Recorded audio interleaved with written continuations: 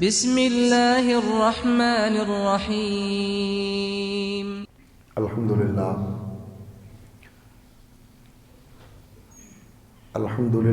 رب العالمین والعاقبۃ للمتقین والصلاة والسلام علی رسولہ الکریم، اما بعد، اعوذ باللہ من الشیطان الرجیم، بسم اللہ الرحمن الرحیم۔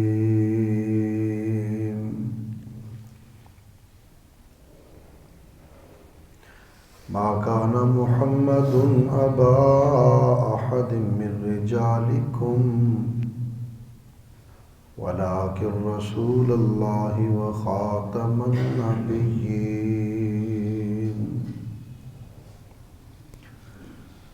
صدق اللہ العظیم و صدق رسولہ النبی الکریم۔ ہر قسم کی حمد و ثنا، تعریفات، تسبیحات، تمجیدات اللہ احکم الحاکمین ارحم الراحمین مالک یوم الدین کے لیے ہے، جو ساری کائنات کا اکیلا ہی پیدا کرنے والا اور اکیلا ہی اس کا نظام چلانے والا ہے۔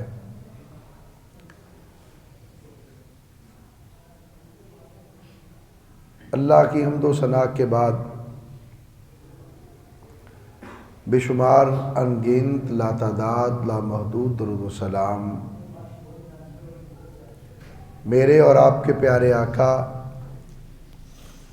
میرے اور آپ کے پیر و مرشد، امام الانبیاء، خاتم الانبیاء، نبی الانبیاء، جناب محمد الرسول اللہ صلی اللہ علیہ وآلہ واصحابہ وسلم کی ذات اقدس و مقدس پر،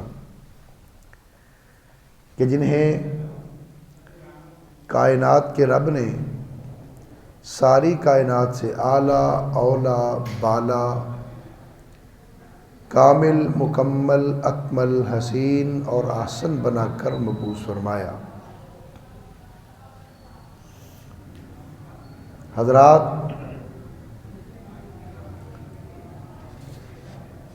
ماہ ربیع الاول کے آخری ایام ہیں۔ یہ وہ مہینہ ہے کہ جس میں رب ذوالجلال نے اپنے محبوب، اپنے حبیب، اپنے پیارے جناب محمد الرسول اللہ صلی اللہ علیہ وسلم کو پیدا فرمایا، آخری نبی کو پیدا فرمایا، آخری رسول کو پیدا فرمایا۔ آپ کی نبوت قطعی طور پر کسی بھی نبی کی آخری نبوت ہے، آپ کی رسالت کسی بھی رسول کی آخری رسالت ہے، آپ کی امت کسی بھی نبی، رسول اور پیغمبر کی آخری امت ہے۔ رب ذوالجلال نے آپ کو بھیجا ساری انسانیت کے لیے نبی بنا کر بھیجا۔ فرمایا قل یا ایھا الناس انی رسول اللہ الیکم جمیعا، میرے محبوب اعلان کر دیجئے، کوئی مشرق والوں کا نبی، کوئی مغرب والوں کا نبی، کوئی شمال اور جنوب والوں کا نبی،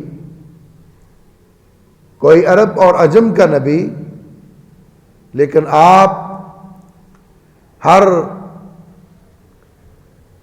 اس کے نبی ہیں جس پر لفظ انسان کا اطلاق ہوتا ہے۔ جس پر اس لفظ کا اطلاق ہے آپ اس کے نبی ہیں، ساری انسانیت کے لیے اب آپ کے بعد کوئی گنجائش نہیں بچتی۔ ہاں، جو دائرہ انسانیت سے خارج ہے وہ نبوت کا دعویٰ بھی کر سکتا ہے، رسالت کا دعویٰ بھی کر سکتا ہے۔ انسانیت کے دائرے کے اندر جو بھی ہوگا، انا ارسلناک کافۃ للناس،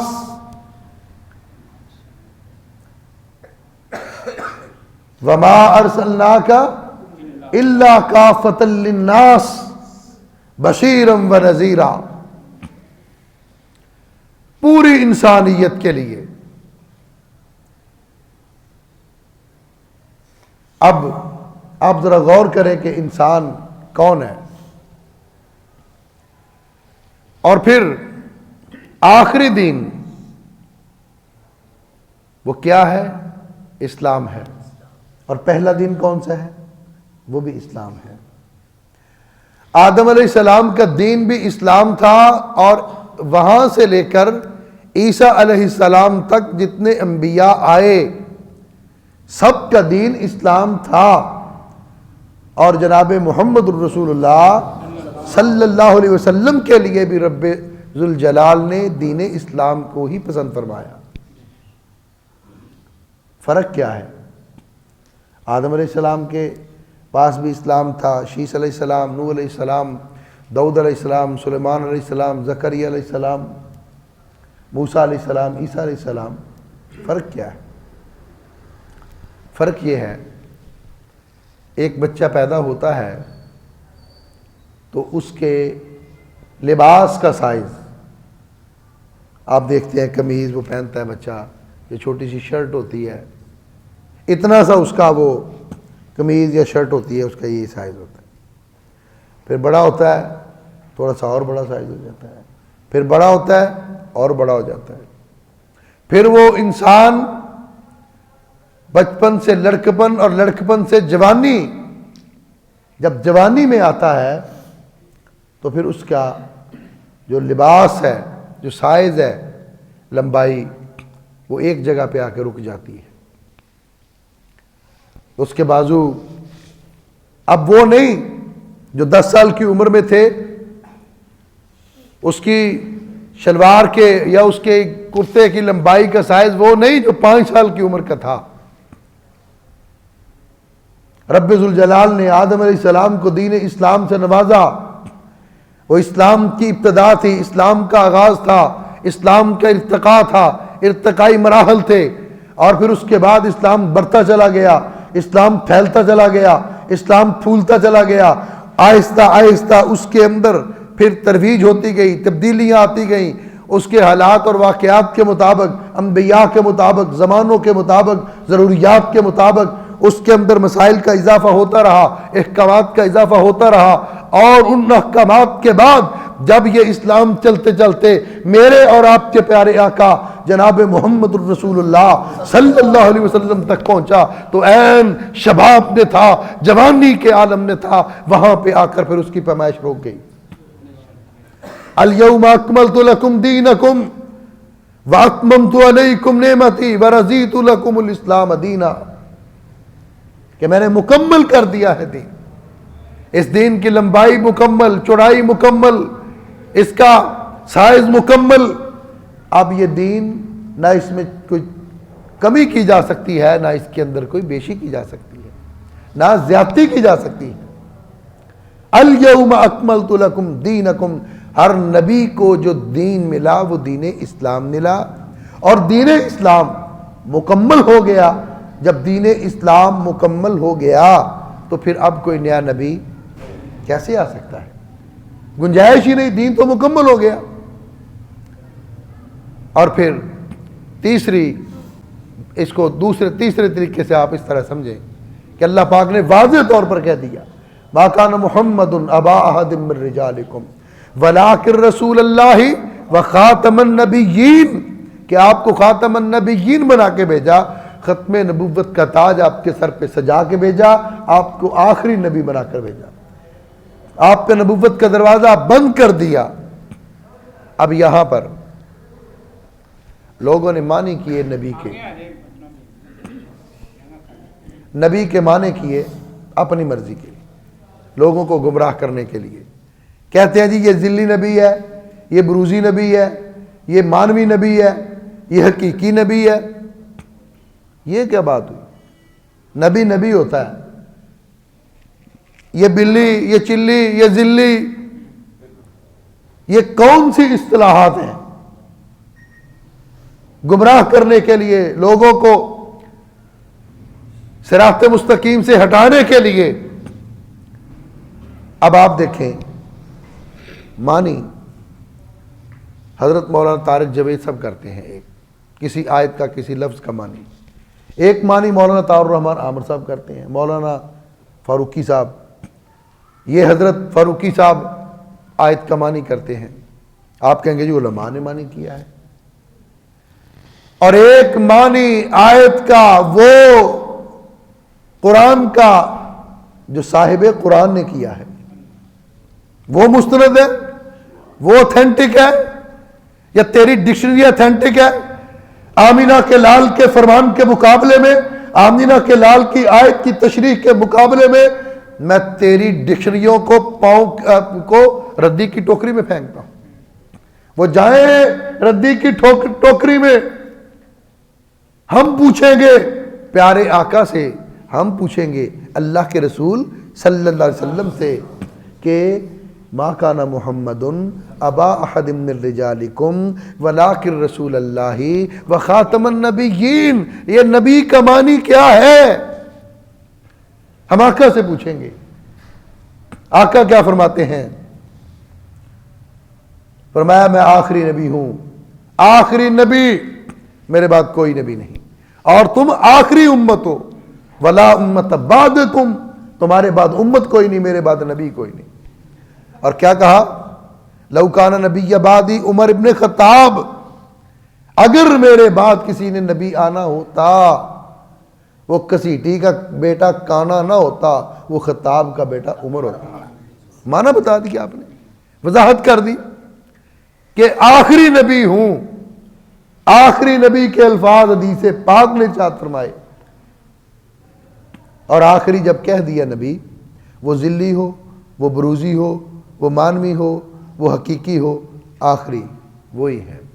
اس کے بعد نبوت کا دروازہ بند ہے۔ اللہ کے رسول نے فرمایا کہ ایک محل تعمیر کیا اور اس میں ایک جگہ خالی چھوڑ دی۔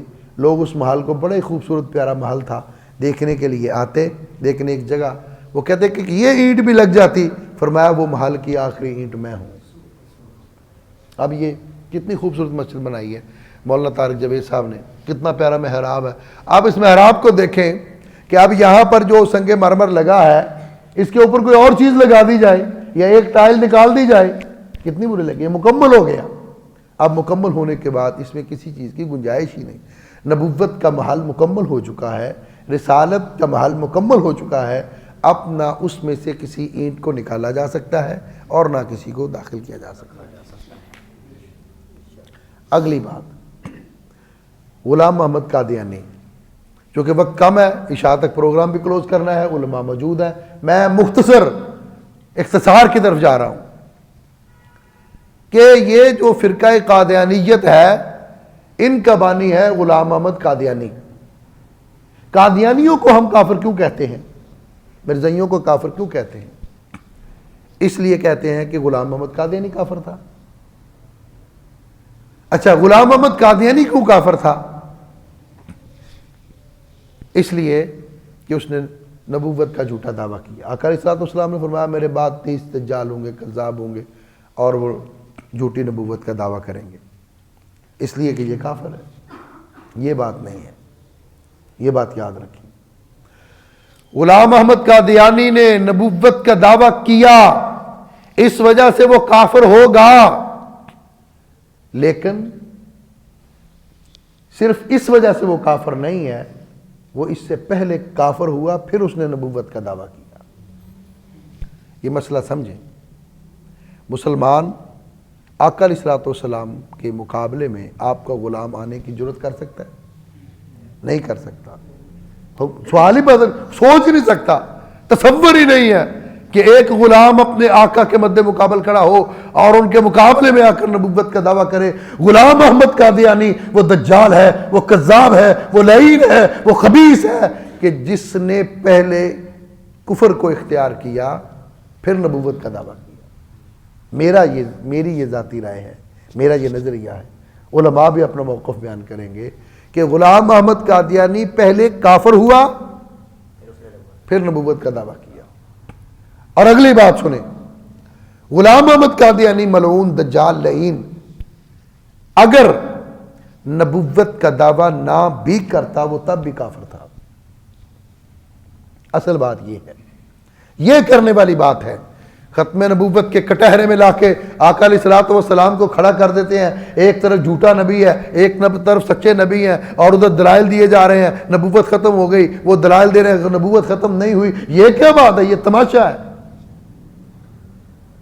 اصل ایشو یہ نہیں ہے. اصل ایشو یہ ہے کہ اگر غلام احمد قادیانی دجال، کذاب، ملعون، وہ خناس نبوت کا دعویٰ نہ بھی کرتا تب بھی وہ کافر تھا. تب بھی وہ کافر تھا. یہ ہے ہمارا دعویٰ، اور اس پر بات کرنی ہے. آپ نے بھی اس پر بات کرنی ہے.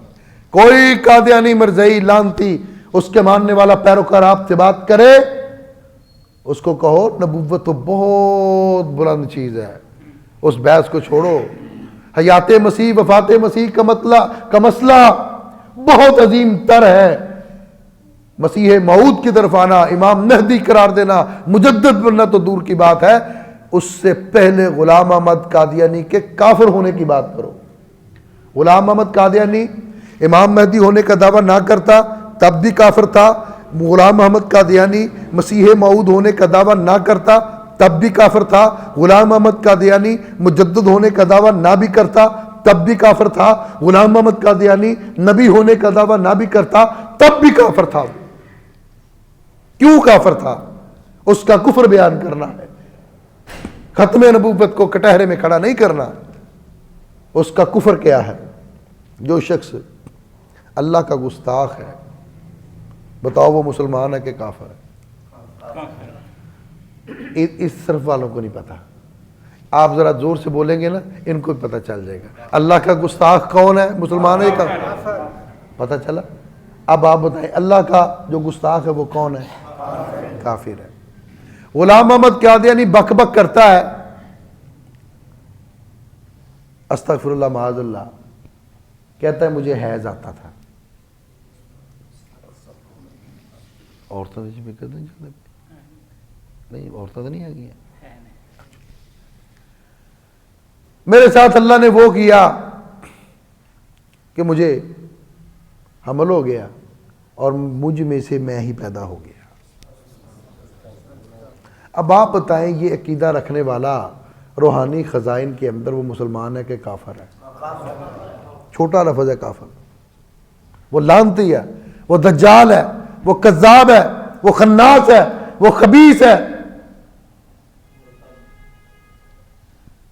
پھر وہ کہتا ہے کہ اللہ نے سارے انبیاء کو 3 لاکھ معجزے دیے، مجھ اکیلے غلام احمد کو 10 لاکھ معجزے دیے.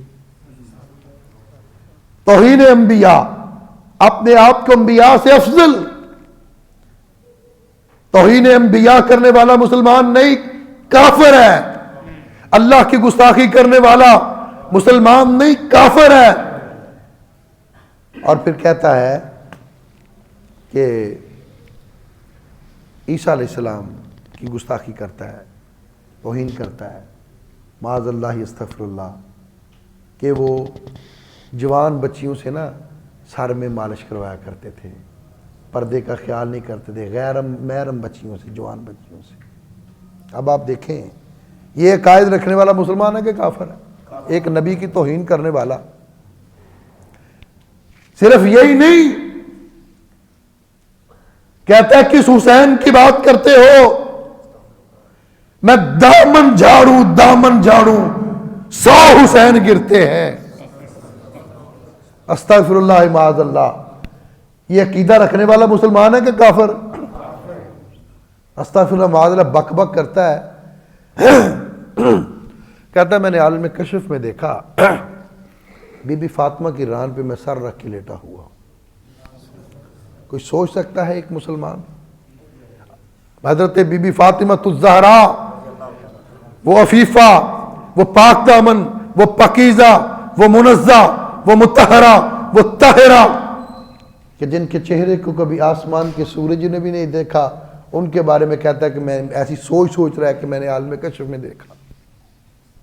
اب آپ یہ فیصلہ کریں، یہ عقائد رکھنے والا شخص مسلمان ہے کہ کافر؟ اور نبوت تو دور کی بات ہے، نبوت تو بہت بلند ہے، عظیم چیز ہے، یہ نبوت کا دعویٰ نہ بھی کرتا تب بھی غلام محمد قادیانی کیا تھا؟ وہ تب بھی کافر تھا۔ اور پھر آخری بات، یہ ان کو کافر پاکستان کے آئین نے کہا ہے۔ جو شخص مرزائیوں کو، احمدیوں کو، لاہوریوں کو کافر نہیں مانتا، وہ قرآن کا منکر، حدیث کا منکر اپنی جگہ پر ہے، وہ آئین پاکستان کا منکر ہے۔ اور جو آئین پاکستان کو نہیں مانتا وہ پاکستان کا غدار ہے۔ حکمرانوں، اگر صوفی محمد پاکستان کے آئین کو نہ مانے وہ غدار ہے، تو جو پاکستان کے آئین کو نہ مانے اور مرزائیوں کو مسلمان سمجھے وہ بھی غدار ہے۔ جو سزا صوفی محمد اور اس کے لشکر کو ملی، وہی سزا غلام محمد قادیانی کے پیروکاروں کو ملنی چاہیے۔ اگر صوفی محمد پر فوج کشی اور لشکر کشی ہوئی، ہو سکتی ہے اور جائز ہے، تو پھر غلام محمد قادیانی کے پیروکاروں کو کیوں کھلا چھوڑا ہوا؟ ان کو پٹا ڈالنے کے لیے ان پر فوج کشی اور لشکر کشی کیوں نہیں ہوئی ابھی تک؟ جو پاکستان جو کہ جی میں پارلیمنٹ کو نہیں مانتا، کیوں جی اس نے یہ آئین پاکستان کی مخالفت، جو آئین پاکستان کو نہیں مانتا وہ غدار ہے۔ یہ میری جماعت کا منہج ہے، جو آئین پاکستان کو نہیں مانتا وہ ملک کا وہ غدار ہے۔ اور آئین نے لکھا کہ قادیانی، اصل دو بندے کو پتا جی، آئین نے لکھا کہ قادیانی کافر ہے۔ یہ یاد کر کے جانا ہے آج سبق، یہ کوئی تقریر تھوڑی، یہ تو ہم باتیں کر رہے ہیں، خطاب تو حضرات کے ہوں گے، میں تو طالب علم، مجھے بٹھا دیا بات کرنے کے لیے، اوپر ہو گئے 5 منٹ۔ میں یہ عرض کر رہا ہوں کہ ان کو آئین نے کافر کہا ہے، اور آئین کسی مولوی نے نہیں بنایا، آئین کسی مدرسے نے نہیں بنایا، آئین نے پاکستان شیخ الحدیث نے اپنا تبویب نہیں کیا، آئین پاکستان کسی مفسر نے نہیں لکھا۔ آئین پاکستان کیسے بنا؟ 4 جون 1974 کو پارلیمنٹ کے اندر ایک پرائیویٹ بل پیش ہوا، مسلسل 3 مہینے اس بل پر بحث ہوئی۔ 3 مہینوں میں 2 مہینوں سے زیادہ ان کو قادیانیوں کو اور مرزائیوں کو کٹہرے میں کھڑا کر کے بولنے کی اجازت دی گئی۔ ان پر سوالات کیے، انہوں نے سوالوں کے جواب دیے۔ 2 مہینے مسلسل قادیانیوں کا پارلیمنٹ کے اندر موقف سنا گیا۔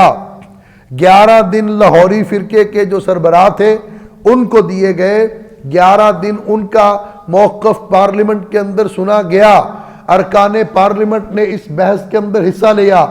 5 ستمبر 1974 کو اس وقت کے اٹارنی جنرل کا نام تھا یحییٰ بختیار۔ یحییٰ بختیار نے اس بحث کو سمیٹا۔ یحییٰ بختیار کوئی مولوی نہیں تھا، یحییٰ بختیار کسی مسجد کا خطیب اور امام نہیں تھا، یحییٰ بختیار ایک سیکولر آدمی تھا۔ اس نے اس بحث کو سمیٹا۔ اس کے بعد ووٹنگ ہوئی۔ ذرا غور کرنا، ہم یہ بات کہتے ہیں، پورا پاکستان کہتا ہے، اسمبلی کہتی ہے کہ 1973 کا آئین متفقہ آئین ہے، ساری جماعتیں، سارے لوگ سارے فرقے اس بات کو تسلیم کرتے ہیں کہ 1973 کا آئین متفق کا آئین ہے، لیکن میں بتانا چاہتا ہوں جب 1973 کا آئین پاس ہوا ایک شخص نے اس کی مخالفت کی، ایک شخص کی مخالفت کے باوجود 1973 کے آئین کو متفق کا آئین کہا جاتا ہے، لیکن جب 6 ستمبر 1974 کو یحییٰ خان نے، یحییٰ بختیار نے اپنی اس بحث کو سمیٹا اور بحث کو سمیٹنے کے بعد اس پر ووٹنگ ہوئی، ایک شخص نے بھی اس کے خلاف ووٹ نہیں ڈالا، ایک شخص نے بھی۔ پوری پارلیمنٹ کے اندر اس وقت کا وزیر اعظم تھا ذوالفقار علی بھٹو۔ بتاؤ وہ مولوی تھا؟ کسی مدرسے کا فارغ تھا؟ مولویوں کو بدنام کر رہے ہیں، الزام یہ مولوی کہتے ہیں جی کافر ہیں، ان کو یہ جو مولویوں کو بنائے ہوئے ہیں، مولویوں کے فتوے ہیں۔ وزیر اعظم پاکستان نے دستخط کیے، وزیر اعظم پاکستان نے ان کے کفر کا اعلان کیا، وزیر اعظم پاکستان نے آئین کے اندر درج کرنے کا حکم دیا۔ وزیر اعظم مفتی نہیں تھا، وزیر اعظم خطیب نہیں تھا، وزیر اعظم امام نہیں تھا، ایک سیکولر جماعت کے ساتھ اس کا تعلق ہے، ذوالفقار علی بھٹو۔ اور اس وقت کا وہ اپوزیشن لیڈر وہ کون تھا؟ وہ مولوی تھا؟ نہیں، مفتی محمود تھا ہی نہیں، اپوزیشن لیڈر تھا ولی خان۔ ولی خان اپوزیشن لیڈر، سیکولر، نہ مولوی، نہ خطیب، نہ امام، نہ شیخ الحدیث، نہ مفسر، نہ محدث۔ ذرا غور کریں، وزیر اعظم بھی سیکولر، اپوزیشن لیڈر بھی سیکولر، اور پاکستان کا اٹارنی جنرل یحییٰ بختیار بھی سیکولر، اور بل پاس ہوا، آئین بنا کے قادیانی کافر ہیں۔ اس طرح یہ بل پاس ہوا، یہ کوئی رات کے اندھیرے میں پاس نہیں ہوا۔ اس پر 28 اجلاس اسمبلی کے ہوئے، اس پر 98 نشستیں ہوئی، بحث کے بعد کافر قرار دیا گیا۔ ہم مطالبہ کرتے ہیں حکومت وقت سے کہ جو آئین پاکستان کا غدار ہے اس کی ملک پاکستان میں کوئی جگہ نہیں۔ وہ غدار کسی جماعت کا ہو، وہ کسی فرقے کا ہو، اس کا تعلق مذہبی جماعت کے ہو ساتھ ہو، لسانی جماعت کے ساتھ ہو، علاقائی جماعت کے ساتھ ہو، ہمیں پاکستان میں پاکستان کے غدار نہیں چاہیے۔ چاہیے غدار آپ کو؟ اللہ ہمارے حکمرانوں کو ہدایت عطا فرمائے اور اللہ ملک پاکستان کی حفاظت فرمائے۔